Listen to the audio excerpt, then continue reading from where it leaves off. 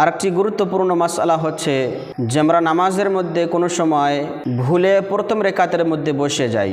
তো এই বিষয়ে মাসআলা হচ্ছে যদি আমরা প্রথম রেকাতের মধ্যে ভুলে বসে যাই তো আমরা ইয়াদ হওয়ার সঙ্গে সঙ্গে স্মরণ হওয়ার সঙ্গে সঙ্গে আমরা দাঁড়িয়ে যাব।